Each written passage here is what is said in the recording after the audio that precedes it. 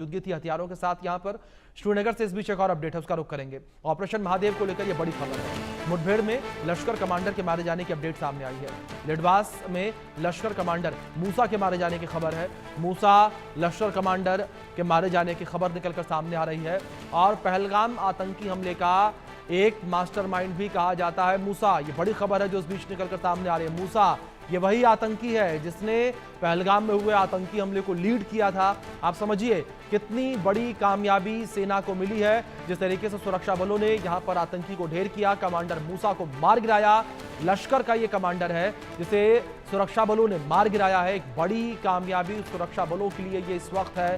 जिस तरीके से 3 आतंकियों को मार गिराया और उसमें मूसा भी शामिल था। पहलगाम आतंकी हमले को लीड किया था मूसा ने। एनआईए जब जांच कर रही थी उसमें भी कई अपडेट से निकलकर सामने आई थी कि कमांडर मूसा जो है, आतंकी मूसा जो है, उसी ने इस ऑपरेशन को लीड किया था और 26 निहत्थे बेकसूर लोगों को मारा था। उनका धर्म पूछकर उनकी हत्या कर दी थी। महिलाओं को छोड़ दिया था और महिलाओं से छोड़ते वक्त उसने ये कहा था कि जाके अपनी सरकार को बता देना कि हम कौन हैं। और अब जो है एक बड़ा बदला कहा जा सकता है, क्योंकि पूरा देश केवल यही कह रहा था कि बदला लिया जाए, इन आतंकियों की गिरफ्तारी न हो और इनको 72 हूरों के पास पहुंचाया जाए। और अब सुरक्षा बलों ने ऑपरेशन महादेव के जरिए जहन्नुम में इन आतंकियों को भेजा है। 72 हूरों के पास इन आतंकियों को भेजा है और एक बड़ी कामयाबी ये सेना के लिए, जिस तरीके से सुरक्षा बलों ने इन 3 आतंकियों को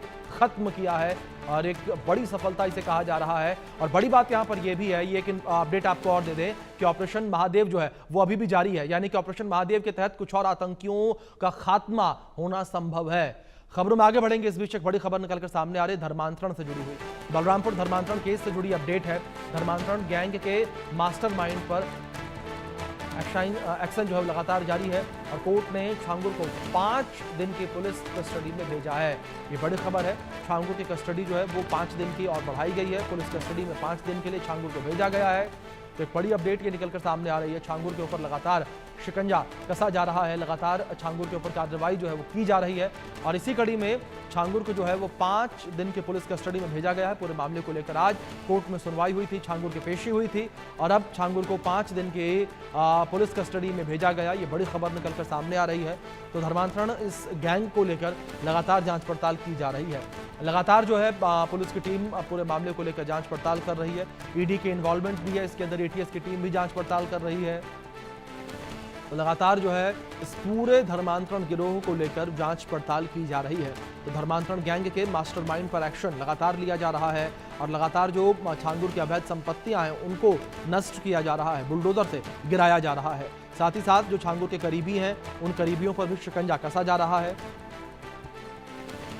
तो भारी सुरक्षा के बीच छांगुर को जो है वो कोर्ट में पेश किया गया। तस्वीरों में देख सकते हैं किस तरीके से यहाँ पर बड़ी संख्या में पुलिस जवानों की मौजूदगी देखने को मिली। हमारे सहयोगी अभिषेक सिंह जुड़ गए हैं, रुक करेंगे उनका। अभिषेक, अगर बात यहाँ पर छांगुर की कस्टडी को लेकर की जाए, कोर्ट में क्या कुछ पुलिस की टीम कहती नजर आई और किस तरीके से छांगुर की जो कस्टडी अवधि है उसको 5 दिन के लिए और बढ़ाया गया?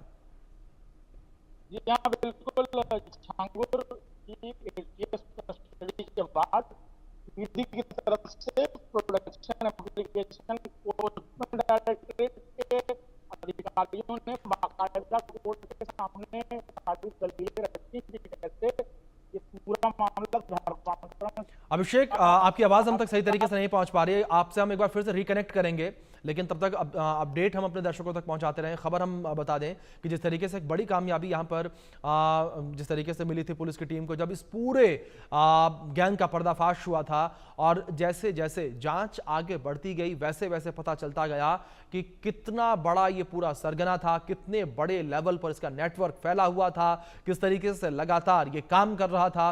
और जैसे जैसे जानकारियां सामने आई वैसे वैसे पुलिस के होश भी उड़ गए, एटीएस के होश भी उड़ गए। एटीएस को भी इस बात का शायद अंदेशा नहीं था कि इतने बड़े मास्टरमाइंड को उन्होंने गिरफ्तार किया है और इतने बड़े लेवल पर यह पूरा नेटवर्क फैला हुआ था।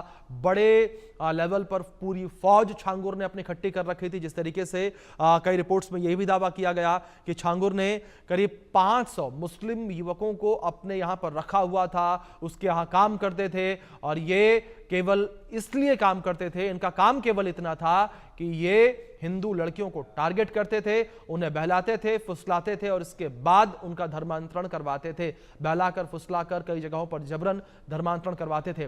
और छांगुर यही नहीं मानता था, छांगुर जो है उसने कई लोगों की जमीनों को भी हड़पा हुआ था, अवैध कारोबार वो जमीनों का भी कर रहा था और अवैध तरीके से सरकारी जमीन को हड़प कर वहां पर उसने अपना महल बनवाया था। हमारे सहयोगी अभिषेक फिर से जुड़े हैं, रुक करेंगे उनका। अभिषेक, आप अपडेट्स दे रहे थे। या बिल्कुल, आज इन्फोर्समेंट डायरेक्टरेट ने कोर्ट में प्रोडक्शन एप्लीकेशन मूव की, जिसके बाद छांगुर को कोर्ट लाया गया और कोर्ट के सामने इन्फोर्समेंट डायरेक्टरेट के अधिकारियों ने सारी दलीलें रखी कि कैसे ये मामला धर्मांतरण के साथ साथ prevention of money laundering act के तहत जो मुकदमा दर्ज और छापेमारी की गई थी उसमें मिले दस्तावेज और फॉरेन फंडिंग के अलावा विदेशी पैसा तमाम गैरकानूनी माध्यमों से लाया जा रहा था। इसको लेकर इन्वेस्टिगेशन के लिए छांगुर को रिमांड पर लेना कितना जरूरी है। जिसके बाद कोर्ट ने सारी दलीलें सुनने के बाद छांगुर की 5 दिन की रिमांड मंजूर की है और अब इन्फोर्समेंट डायरेक्टरेट ने छांगुर को हिरासत में लिया है और अब उसका मेडिकल होगा और फिर उसे इन्फोर्समेंट डायरेक्टरेट को सौंप दिया जाएगा और अब अगले 5 दिनों तक छांगुर को अलग अलग लोकेशंस पर ले जाकर, यानी जिस तरह एटीएस पहले छांगुर को उसके आलिशान महलनुमा कोठी ले गई थी, इसी तरह बलरामपुर की अलग अलग लोकेशंस, किन लोगों को पैसा भेजा जाता था, किस तरह गरीब मासूम लोगों का धर्मांतरण कराया जाता था और कैसे कई सारे लोग जो अनजान हैं कि उनके बैंक खातों में इतने पैसे आ गए, उनके बैंक खातों का इस्तेमाल किया जा रहा था इन पैसों को मंगाने के लिए।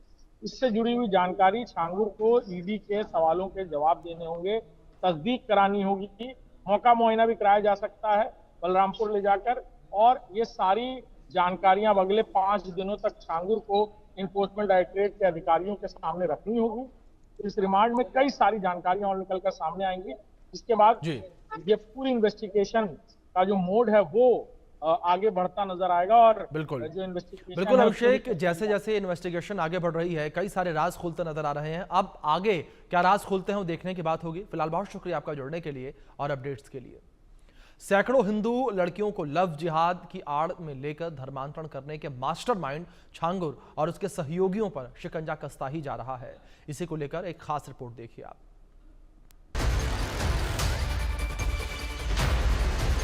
छांगुर पर कसा शिकंजा, भतीजे के घर चला पीला पंजा। योगी का बुलडोजर गर्जा, भतीजे का अवैध घर उजड़ा।